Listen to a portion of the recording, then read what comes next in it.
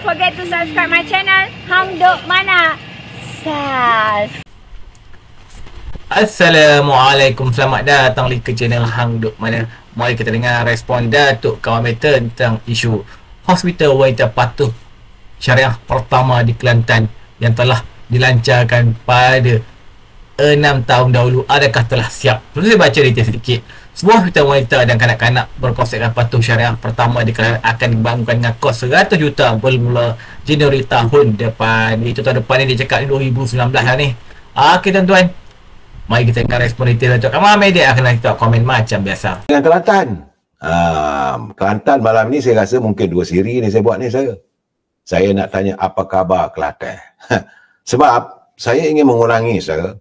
Pada tanggal 28 Mei 2018, iaitu 6 tahun yang lalu. Pada tanggal 28 Mei 2018, dan 6 tahun dah berlalu saya, dalam media berita Dewan Ulama PAS Pusat. Saya tengok, terkejut saya, betul lah. Tersiar berita bagaimana sebuah hospital wanita dan kanak-kanak berkonsepkan patuh syariah. Katanya bernilai 100 juta yang merupakan hospital pertama akan dibangunkan ataupun dibina di Kelantan. Wow, hebat sir. Tapi tak tahulah secara pecah tanah ke, bangunan sudah siap ke, di mana? Dah 6 tahun. Tak nampak sir.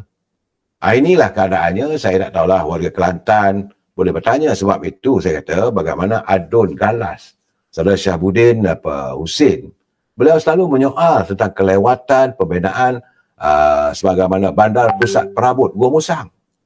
Katanya masih belum dilaksanakan meskipun majlis pecah tanah telah pun berlangsung selama 4 tahun. Hospital Patuh Syariah 6 tahun saya. Tak tahu, dah tengok modelnya memang cantik lah saya. Bagaimana timbalan menteri besar hadir, warga pimpinan di Kelantan. Tapi tak tahu di mana. Ada ke tak ada? Adakah di Kota Baru ke, di Gua Musang ke, di Keterih ke, di Tumpat ke? Tak ada. Belum ada berita. Wallahualam. Malahan bila Adun Galas, saudara Muhammad Syafuddin Hashim, dia bertanya lagi. Bagaimana dengan kedudukan pembinaan Bandar Perabot? Ini bukan kilang saya. Bandar Perabot Gua Musang. Dan setakat ini dah 4 tahun masih belum dilaksanakan. Bukan sikit kawasan. Kalau nak bina bandar di Gua Musang, tentulah kawasannya luas. Malahan majlis pecah tanah pun dibuat. Memang satu impian yang baik. Saya rasa ini satu cadangan yang baik yang dialurkan oleh rakyat Kelantan, khususnya Gua Musang. Kerana Bandar Perabot ini tentulah boleh menyediakan peluang-peluang pekerjaan. Warga Kelantan ni saudara memang terkenal dengan kehalusan seni bina mereka. Orang Kelantan secara halus dia punya pertukangannya, macam Terengganu juga. Seni bina di Kelantan halus. Kalaulah bandar Perabot itu dapat dibangunkan, menemui kejayaan apabila ia dibangunkan di Gua Musang, saya berkeyakinan ini juga akan menjadi sebagai satu peningkatan ekonomi yang mampan untuk kerajaan Kelantan dan rakyat Kelantan khususnya. Tapi sehingga saat ini, yang kita nampak adalah lalang-lalang yang bertebaran di sini. Yang Muhammad Saudara Syahbudin hadir. Meninjau. Beliau selaku ahli Dewan Undangan Negeri Kawasan Galas. 4 tahun berlalu. Mana dia katanya? Sebab itu dia persoalkan. Jadi jangan kita marah pada beliau selaku wakil rakyat. Dia bertanya. Waktu dia hadir secara bersemuka sebagai tetamu di studio saya, dia menyatakan bahawa dia insya-Allah, dia kata persidangan Dewan Undangan Negeri Kelantan November mendatang ini dia akan membawa. Dia akan bertanya paling kurang pun 2 persoalan. Soal tanah, soal lain saya mungkin besok kita akan ulas. Tapi soal pembinaan tentang pusat bandar perabot. Ini satu idea yang baik saya. Kenapa boleh jadi tergendala begitu? Kenapa tidak diteruskan? Di mana silapnya? Apakah itu hanya sekadar igawan dan juga impian? Impian, nak bina. Jadi akhirnya orang akan mengatakan bahawa pimpinan daripada PAS ini sekadar membina istana di Kayangan. Tak nampak. Sebab saudara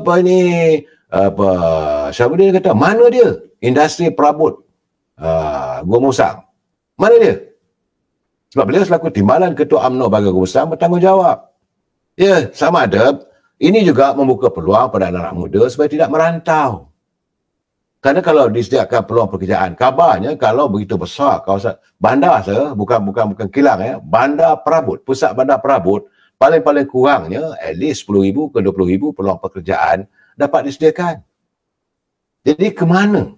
Di mana?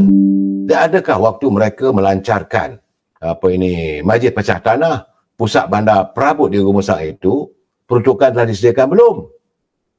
Dia sepatutnya setiap perancangan itu tentulah ada kelulusan, tentulah ada laporan daripada Jabatan dan Bahagian Ekonomi, Bahagian Kewangan Negeri. Saya begitu juga dengan pembinaan hospital. Katanya 100 juta, tentulah sudah ada peruntukan 100 juta. Tapi apa yang kita dengar saban hari, Kelantan minta kerajaan pusat bantuan. Bantuan untuk apa? Malahan apa yang diberikan oleh kerajaan pusat untuk menyelesaikan masalah air, khususnya bagi pesawah-pesawah di Kementerian dan sebagainya, masih lagi dalam keadaan yang terumbang ambing. Rakyat Kelantan khususnya masih lagi dalam keadaan begitu dahagakan bekalan air yang terawat. Masih lagi terpaksa mengambil air yang ditebuk atau yang ambil dari perigi buatan manusia. Saya pun tak tahulah sebab Kelantan juga selalu saya katakan antara negeri yang tidak mempunyai dia punya dam. Itu masalahnya saudara. Negeri-negeri lain ada. Negeri lain kecil-kecil Perlis pun ada 3. 3 tempat untuk menyimpan air. Pulau Pinang ada, Perak ada. Semua negeri ada kecuali Kelantan. Saya tak dengar. Dulu ada rasanya di Kemubu, tak silap saya. Sekarang tak ada lah. Tak dengar cerita apakah tempat pusat rawatan air itu dapat dibina. Jadi saya agak pimpinan di Kelantan kalau boleh. Kita bukan nak marah. Kalau boleh, lebihkan lagi keperhatianan anda kepada warga Kelantan. Itu perasaan. Iaitu Yang Berhormat Saudara Steven Sim. Beliau adalah ahli parlimen mewakili parti DAP. 2 bulan lalu, beliau pernah menyantuni ataupun melawat seorang anak kecil yang mengalami nasib malang, menghadapi jantungnya berlubang. Dia hadir ke IJN atau Institut Jantung Negara, bertemu dengan keluarga, mengulurkan derma kerana nak membiayai kos rawatan jantung selalu tinggi. Jadi beliau selaku menteri, selaku wakil rakyat, walaupun bukan dalam kuasanya tapi dari negeri Pulau Pinang, dia merasakan bertanggungjawab untuk membantu. Dan bersempat juga dia berbual dengan adik kecil sebut, adik Junaina. Jadi dia bertanya pada adik, kena makan ubat, kena jaga diri baik, terima kasih Yang Hormat. Dan dia sempat bertanya, bila hari jadi? Jadi katanya hari jadi saya pada 9 bulan. Selepas 2 bulan, Yang Berhormat Saudara Sim, dia datang membawa hadiah. Sebab waktu dia berjumpa tu, dia berjanji, dia kata tak apa, nanti bila sampai hari jadi, saya datang melawat ya, makan ubat dengan baik. Saya amat tersentuh kerana beliau adalah ahli DAP yang disantuni ahli warga UMNO. Tak tahulah UMNO ke PAS ke, saya tak tahulah tapi beliau menyantuni warga bangsa Melayu. Ia Datuk Steven Sim bukan warga Melayu, bukan pemimpin Melayu, dia daripada DAP yang digelar macam-macam. Saya tersentuh kerana macam-macam seorang bapa dengan anak. Sebab itu saya mengatakan pegawai, dan saya ingat lagi waktu dia melawat ke IDN, dia beritahu pada pegawai dia, pastikan rawatan adik ini dapat berjalan dengan baik. Dan mungkin saya melihat wajahnya begitu ceria. Wajahnya begitu ceria adik ini. Mungkin rawatan itu berjaya, mungkin dipulihkan. Tapi yang penting bagi saya, inilah yang kita harapkan adanya di kalangan pemimpin kita.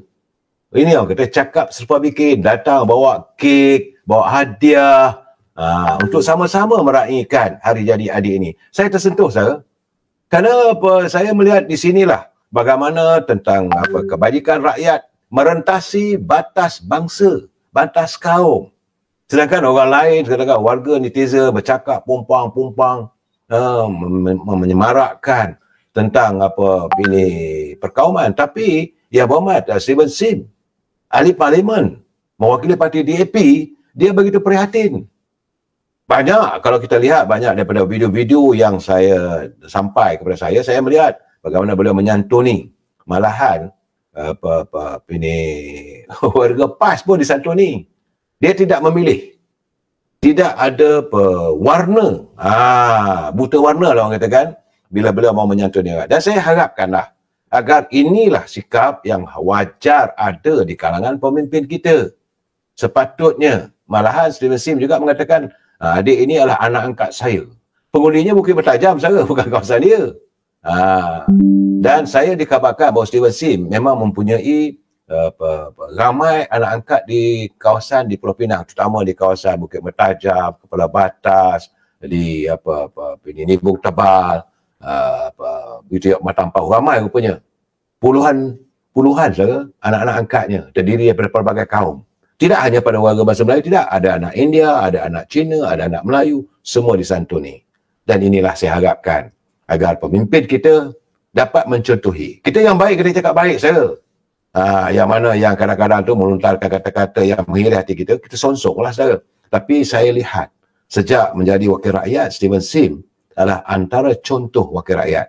Dan ini juga saya rasa bagi teman-teman kita dari kalangan ahli-ahli Dewan Negeri dan ahli-ahli Parlimen daripada UMNO Barisan Nasional. Saya lihat sendiri macam mana adik Awi, beliau melupakan darjatnya, beliau angkat sumpah pun masih terus bekerja untuk membantu warga negeri.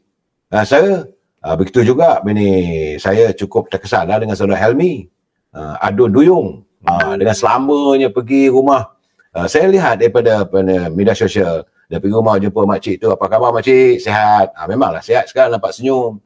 Okey ke? Okey. Rumah dah okey? Okey. Makan ada? Ada, alhamdulillah. Nampak gemuk sikit. Cara dia menyantuni seolah macam setara saya. Macam mana kaki pakcik ni? Kaki ni patah. Dia macam mana boleh patah? Lah masuk longkang. Yang terkejut longkang pasal apa? Dia melawak saya. Jadi seorang wakil rakyat sebagaimana saudara Helmi, yang Muhammad Helmi daripada ahli Dewan Negeri Duyung, dia menyejukkan hati. Bukan hanya di kalangan warga bangsa Melayu, dia pergi juga rumah India, pengundinya. Apa khabar? Aunty, sihat? Sihat. Uncle macam mana? Okey, uncle tak balik rumah ke hari? Dah balik. Dah lewat jaga-jaga. Dia melawak saya. So aunty sudah sihat? Sihat. Makan cukup?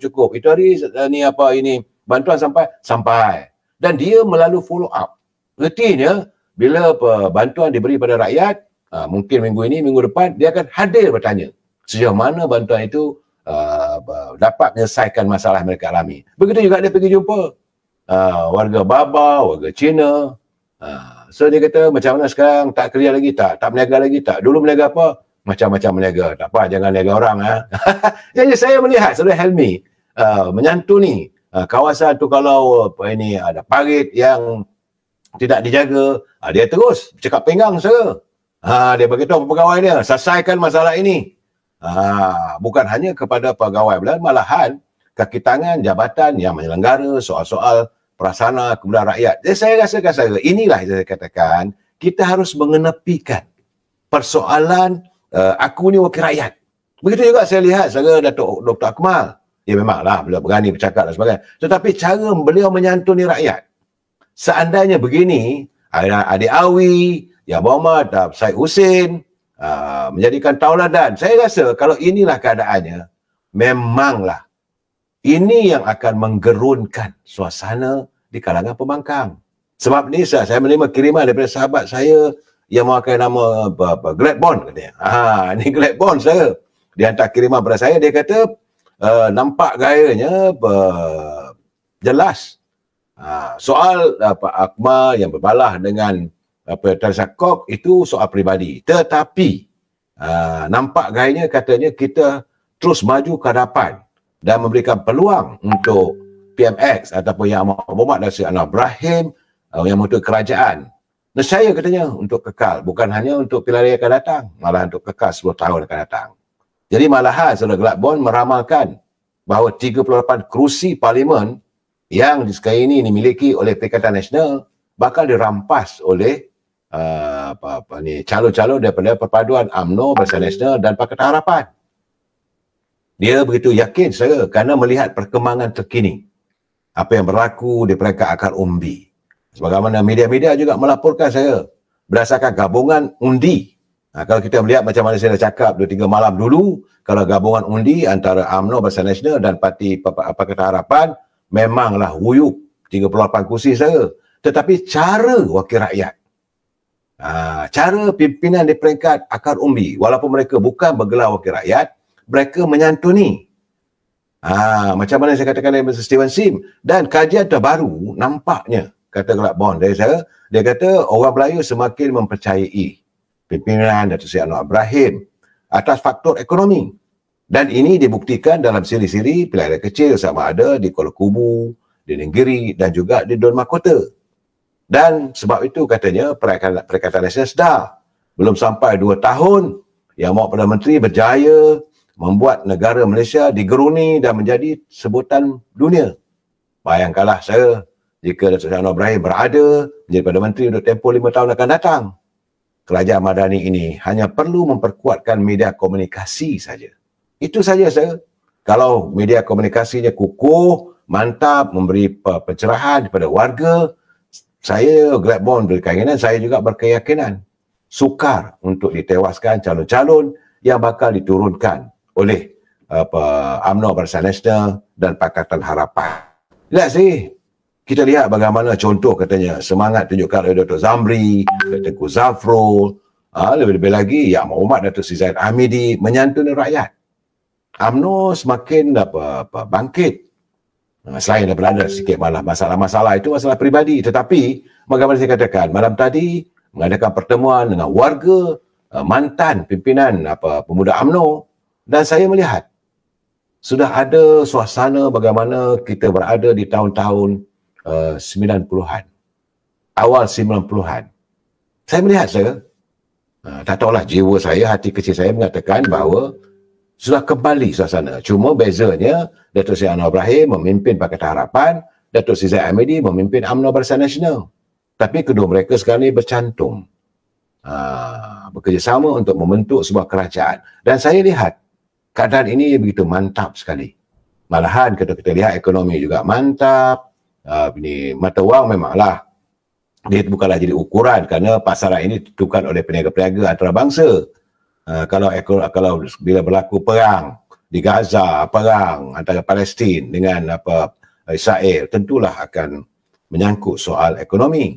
Tetapi bila melihat dari apa yang berlaku persidangan ASEAN, kesatuan ASEAN, saya yakin apabila pemimpin negara ASEAN secara begitu menghormati Perdana Menteri kita, dan dengan kesokongan dan kerjasama erat antara Datuk Seri Anwar Ibrahim dan juga pemimpin dari Sabah dan Sarawak, Datuk Seri Abang Jojo Hari selaku Premier Sarawak, begitu juga dengan Haji Ji di Sabah, warga Sabah dan Sarawak juga semakin mantap. Mereka makin senang dengan corak hala tuju negara saya. Jadi yang lebih kepada Glackborn, dia kata komennya, dia kata sikap ekstremis, PAS dan Bersatu memainkan isu agama. Itu merupakan sebenarnya kunci kenapa kelebihan kepada kerajaan perpaduan ini disantuni begitu baik oleh warga. Saudara. Jadi pastinya pada tempatan di Sabah, di Sarawak, saudara, di luar bandar, di mana Datuk Seri Zahid itu berusaha saya mungkin untuk memajukan ataupun memulihkan tahap ekonomi warga luar bandar. Inilah yang disenangi oleh rakyat sekarang. Saat ini agak menarik juga katanya bahawa Parti Keadilan Rakyat menguasai kawasan politik urban yang selalu saya sebutkan sebagai metropolitik. Begitu juga semi-urban di mana pengundinya Melayu, India, Cina. Sementara UMNO menyantuni luar bandar. Jadi dengan dominan Melayu, luar bandar, GPS pula menguasai negeri Sarawak, DAP masih meneruskan usaha untuk memenangi hati rakyat di kawasan metro, rasanya kita akan berada dalam suasana politik yang lebih mantap di masa akan datang. Ya? Dan bagaimana pula? Saya baca detail lagi. Pengurusi Pemodelan Kelantan Berhad, Dr. Izzaddin Husin berkata, hospital yang dibina di atas tanah 1.6 hektar dipadang tembak oleh Perbanan Kemajuan Iktisad. Itu dijangka siap dalam tempoh 36 bulan. Menurutnya, bangunan hospital berkenaan setinggi 8 tingkat itu mempunyai kapasiti 80 katil bagi mengantikan hospital wanita dan kanak-kanak Anisa sedia ada yang terletak di pusat bandar. Okeylah tuan, tak tahulah tuan rasa tak siap lah lagi ni. Okeylah, orang hidup Kelantan cuba beritahu dah siap ke belum. Okey, macam menyokong kajian apa pada Dapat Mek Ibrahim. Assalamualaikum.